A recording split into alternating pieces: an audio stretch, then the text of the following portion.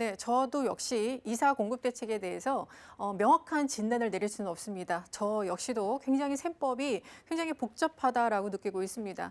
그런데 정부가 이사 대책을 발표를 하면서 무주택 서민을 위한 공급 대책이라고 말을 했는데요. 과연 이게 우리 무주택 서민을 위한 주택 시장이 그런 방향으로 과연 가고 있는지 일단 진단해 볼 필요가 있습니다. 그래서 오늘은 이사 대책 이후에 진단과 그리고 앞으로 투자를 어떻게 해야 되나 이런 좀 얘기를 좀 나눠볼까 합니다. 우선 지금 굉장히 또 우리 무주택 서민들한테 굉장히 좀 화가 나는 일이 있었죠. 2월 19일 이후에 입주 공고를 내는 아파트, 서울과 수도권에 공공택지, 민간택지 모두 포함입니다. 분양가 상한제 적용받는 아파트가 앞으로는 실거주 의무가 생겨났습니다. 최소 2년에서 5년까지. 야, 이게 무슨 얘기냐? 자, 어렵게 청약에 당첨이 됐습니다. 지금 굉장히 분양가가 많이 올라가 있는 상황이고요. 분양가가 9억 원이 넘을 경우에는 중도금 대출도 나오지 않는 상황입니다. 그래서 어떤 분은 청약 당첨됐으니까 내가 중도금 대출 안 나와. 연체라도 해서 잔금 때는 내 전세를 맞춰서 내가 어떻게든 이거를 갖고 갈 거야. 이런 분들이 많았습니다. 사실 뭐 흡수죠. 무주택 서민이 돈이 얼마나 많겠습니까? 제 대출도 막혔는데. 근데 이것을 원천적으로 이제 차단하는 겁니다. 그래서 무조건 입주 때 본인이 들어가서 살아야 됩니다. 2년에서 5년 동안. 그렇지 않으면 징역을 산다. 1년 이내의 징역이나 1,000만 원, 그리고 잔금을 못 쳤으니까 내놔야 되겠죠. 다른 사람한테 못 팝니다. LH한테 분양가로 그냥 팔아야 됩니다. 그래서 굉장히 지금 공분을 사고 있는 건데 과연 서민을 위한 정책인가 한번 생각해 볼 필요가 있습니다. 자, 우리 이 시점에서 주택시장 도대체 어떻게 흘러가고 있느냐 이걸 좀 봐야 될 것 같습니다. 정부 말을 믿고 계속 있어야 되는 건지, 내가 지금 서울에 빌라라도 사야 되는 건지 굉장히 지금 셈법이 복잡한데 이사 공급 대책을 통해서 이제 빌라도 아무 데나 못 사게 만들었죠. 자, 그런데 일단은 좀 현 상황을 좀 봅시다. 내가 지금 무주택으로 남아있는 분들 입장에서 좀 보면은 여러 가지 이제 이유가 있습니다. 자, 첫 번째로 집값 너무 많이 올랐어. 이 집값 언젠간 떨어질 거야. 떨어지면 사야지. 이런 분들이 꽤 있습니다.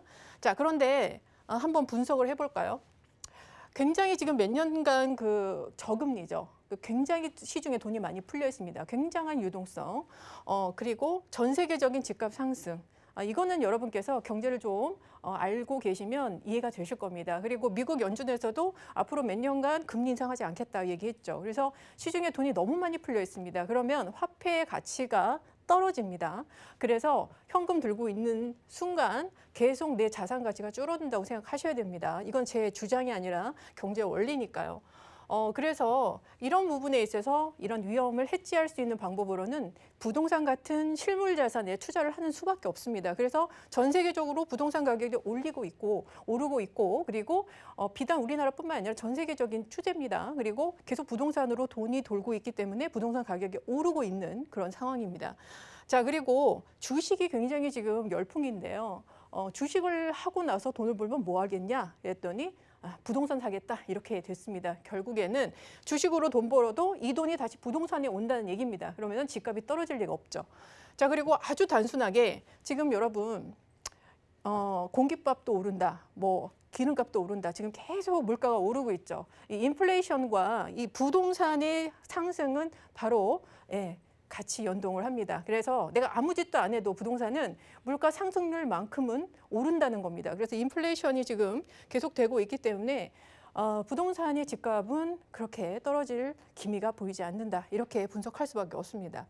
자, 두 번째로 작년에 정부에서 이렇게 발표했습니다. 2020년 말에 임대사업자 물량 40만 호가 자동 말소돼서 나온다.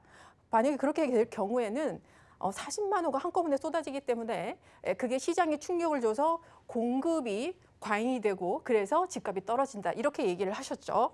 그리고 많은 폭락론자 유튜버들도 이것을 소재 삼아서 얘기를 했습니다. 그런데 이게 올해 그 2021년 1월 1일 더불어민주당 의원의 그 자료 제출 요구로 인해서 밝혀졌습니다. 데이터가. 어떻게 밝혀졌냐. 자, 서울 아파트의 자동 말소 물량이 14,000호뿐이었다. 라는 거죠. 40만 호가 아니라 14,000호. 그리고 여기 중에서도 시장에 영향을 주는 공시가 6억 원 이상의 아파트는 단 2,346호밖에 되지 않았다라는 거죠. 자, 자동 말소 시에는 여러분 자동 말소가 되면 바로 팔아야 되는 거 아닙니다. 바로 이것은 의무기간을 충족을 했기 때문에 내가 언제 팔더라도 양도세 중과 배제를 받을 수 있어서 일반 세율로 적용을 받습니다. 그러니까 아주 오랜 기간 이 물량들이 차츰차츰 나오는 거니까 시장에 일단 충격을 주지 않는 물량이며 그리고 언제든 분산돼서 매도가 되기 때문에 시장에 충격을 주지 않는다는 거죠. 그러면은 작년에는 그랬으니까 내년, 내후년에는 나올 수 있겠네. 그래서 또 분석을 했죠. 그랬더니 올해부터, 그러니까 2020년부터 23년 3개년에 자동 말소 물량은 연평균 한 7,000에서 8,000호밖에 되지 않습니다. 누구나 7,000호, 8,000호 정도가 시장에 나온다고 해서 시장에 충격을 준다? 이렇게 생각하신 분은 없으리라 이렇게 생각이 듭니다. 그래서 이것도 아니었다. 자, 세 번째. 종부세, 양도세 굉장히 지금 부담이 된다. 이거 다주택자들이 물량 쏟아내겠네? 이렇게 생각하시는 분도 있습니다. 자, 제가 예전에도 한번 말씀을 드렸는데 2019년부터 지금 현재까지도 양도 대신 증여가 증가를 하고 있습니다. 네, 파는 대신 내 자식을 준다 이거죠. 여기에서는 세율적인 문제도 있습니다. 자, 양도세가 최고 세율이 75%인데 비해서 증여세의 최고 세율은 50%입니다. 여기서 벌써 차이가 나죠. 자, 그리고 여기서 정말 중요한 거는 양도를 한번 증여를 이렇게 받으면 5년간 양도를 하지 않습니다. 5년 동안 이 물량이 묶인다는 거죠. 그래서 정말 앞으로의 5년이 굉장히 지금 무시무시할 수도 있다. 여러분 이렇게 저는 생각할 수밖에 없습니다. 자, 그리고 또 하나, 자, 3기 신도시와 이사 공급 대책이 나왔죠. 서울에 32만 호, 전국적으로 85만 호가 공급이 되는데 뭐 5년 안에 입주가 된다 이렇게 호언장담을 하셨는데 사실 여러분 국토부 자료 가서 보도자료 보시면 5년 안에 입주가 아니라 5년 안에 이것을 만들 수 있는 그 토지를 확보한다고 되어 있습니다. 그러니까 토지 확보만 5년이 걸린다는 거죠. 그 이유는 생각을 좀 해보십시오. 자, 그리고 2기 신도시 검단 양주는 아직 입주를 못했고요. 그리고 3기 신도시는 3년 전에 발표를 했는데 뭐 문화재가 출토된다거나 그린벨트의 뭐 감정가 평가 이런 것 때문에 토지 보상이 아직 이루어지지 않고 있습니다. 3년이나 지난 지금 상황인데도 그래서 이게 쉽지가 않다. 정부 정책을 비판하려고 나오는 게 아니라 쉽지가 않다라는 것을 여러분께서 객관적으로 이해를 하고 계셔야 됩니다. 그리고 만약에 정말 정부 말대로 32만 호가 서울에 공급이 됐습니다. 그렇게 되면 그때는 공급 과잉이 올 수도 있습니다. 그렇게 되면은 뭐 때문에 지금 무주택으로 유지를 하고 있는지 저는 사실 묻고 싶습니다. 그때 가서 그냥 아파트 줍줍할 수도 있는데 그래서 이거는 여러분께서 객관적 판단을 좀 하시길 바라고요. 그리고 이제 청약이 당첨이 되면 청약을 기다리시는 분 중에 반값 로또 분양 이걸 또 원하시는 분이 있죠. 뭐 분양가 상한제를 통해서 시세보다 낮은 가격에 내가 이거 분양받아서 시세 차익 2배 봐야지 이런 분들 있으세요.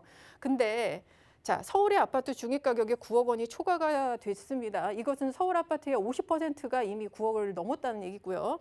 자, 분양가도 9억 원 이상 지금 계속 9억 원 아래로 나오는 것이 거의 없을 정도입니다. 서울 수도권에.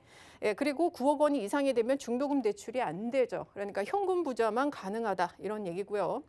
그리고 또 분양가 상한제도 사실 지금 무력화됐습니다. 반포의 원베일리 같은 경우에 지금 토지 가격이 급등하면서 원래 가격보다 평당 700만 원 정도가 더 높은 분양가가 책정이 됐죠. 그래서 분양가가 상한제도 별 소용이 없었다라는 거고요. 또 이번에 허그에서도 고분양가 관리 지역을 시세의 90%로 이렇게 심사 기준을 다시 정정을 합니다. 이렇게 되면은 사실 로또 분양이 있을 수가 없습니다. 그래서 결국에는 분양가가 오른다는 결론에 이릅니다. 분양가 오르면 결국 집값은 더 오르겠죠. 자, 그리고 제가 아파트를 못 사시면은 빌라라도 사세요. 서울 빌라. 라고 강조를 한 적이 있습니다. 그런데 어떤 분은 이렇게 얘기하세요. 에이, 아파트 사야지 빌라를 왜 사요? 이렇게요. 자, 빌라, 서울의 빌라 가치가 좀 다릅니다. 여러분 생각하시는 다른 지역에 비해서. 이번에 그 이사 공급 대책도 말입니다. 서울에 그 32만 호를 공급을 한다고 그랬는데 만약에 한강을 메꿔서 거기 아파트를 짓는다, 이게 가능합니다. 근데 그게 아니죠. 어디입니까? 각각의 토지 소유주의 토지를 그걸 갖고 거기에다가 아파트를 지어야 됩니다. 그러면 결국에는 빌라를 멸실시키고 그 위에 아파트를 지어야 된다는 얘기죠. 그래서 자, 서울의 빌라의 가치가 상당히 높아진다라는 결론에 이릅니다.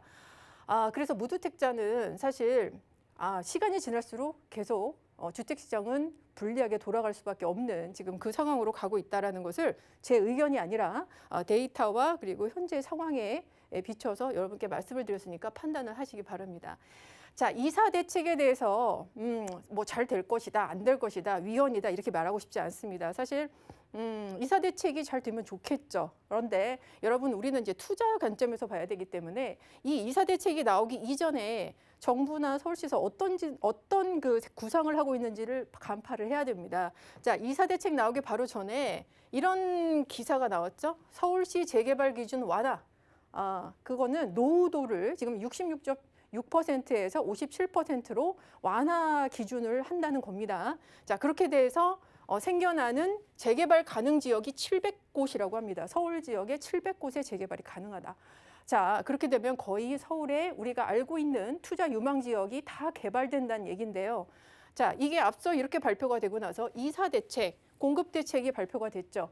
이걸 모를 리 없습니다. 그래서 이사 대책 이후에 계약하는 어딘지는 몰라, 며느리도 몰라, 어딘지는 모르겠는데 개발은 할 거야. 근데 2월 4일 이후에 계약하면 현금 청산이야. 이렇게 아주 극단적인 방법을 썼죠. 자, 이거는 우리가 거래 멈춤 대책이라고 합니다. 그냥 멈춰, 아무도 하지 마, 이런 거죠. 자, 여기에 일단은 정부가 공급을 서울의 공급 부족 인정했다. 이렇게 먼저 인정을 하시고요. 서울의 빌라 소유자들, 이미 소유를 하고 계신 분들은 수익 실현 날이 얼마 남지 않았다. 이렇게 생각하시면 될 것 같습니다. 그리고 거래 멈춤인데 사실 여기서부터는 이제 여러분의 판단이 필요합니다. 분명히 제가 말씀을 드렸어요. 이 현상에 대해서 누구도 책임 못 집니다. 어디가 개발될지, 어디가 청산을 당할지 아무도 모릅니다. 다만 여기 서울은 정말 개발이 될 거야. 그리고 지금보다 훨씬 좋아질 거야. 그럼 나는 여기서 멈춰야 돼? 아니면은 뭔가 다른 방법을 써서 해야 돼? 이거는 여러분의 이제 판단이라는 거죠. 근데 제가 이제 좀 도움을 드리자면 지금은 역발상 투자가 좀 필요한 시기다. 이렇게 말씀을 드릴 수 있겠습니다. 우선 가장 쉬운 게 신축 아파트에 투자하는 거죠. 재개발 뭐 이사 대책하고 전혀 이슈가 겹치지 않는, 그리고 앞으로 공급 부족이기 때문에 집값이 굉장히 희소성의 가치가 높아지는 신축 아파트들, 준공 5년 차 특히 여기 호가 굉장히 많이 오르고 있습니다. 자, 그 다음에는 서울 빌라를 어떻게 사야 되나? 사실 우리가 초역세권일수록 굉장히 빌라에 대한 그 수요가 높았죠. 그런데 역세권 350m 안에 이제 고밀도 개발 들어가기 때문에 350m 밖에 있는 역세권 빌라를 구입하는 방법도 하나의 역발상 투자가 되겠고요. 자, 두 번째, 노후도가 오히려 70% 이하에 좀 덜 찬 그런 곳을 오히려 공략하시는 게 맞습니다. 지금 뭐 80% 넘는 이런 노후도가 있는 곳은 정부와 서울시에 굉장히 타격이 될 수 있죠. 공공으로 들어갈 수 있는. 그렇기 때문에 오히려 역발상으로 노후도가 적당히 있는 곳에 투자해 놓으시는 게 좋다. 자, 세 번째, 공공재개발과 좀 멀 것 같은, 정말 여기는 그냥 우리끼리 해도 돼, 이렇게 민간 재개발이 될 것 같은 곳에 투자해라. 이런 거는 사실 뭐 굉장한 그 공부가 좀 필요합니다. 그리고 모르겠어. 재개발 모르겠는데 일단 서울 빌라는 가치가 높아. 근데 안전하게 하고 싶어. 그러면 핵심지에 투자하시면 됩니다. 바로 업무 단지와 그리고 여러 가지 학군, 여러 가지 교통 이런 것들이 다 어우러져 있으면서 전세가 상승률이 굉장히 높은 곳, 그래서 매물가를 치고 올라가면서 안정적인 시세 차익으로 부동산 투자에 수익을 실현할 수 있는 곳은 바로 강남 서초다. 이렇게 말씀드릴 수 있겠고요.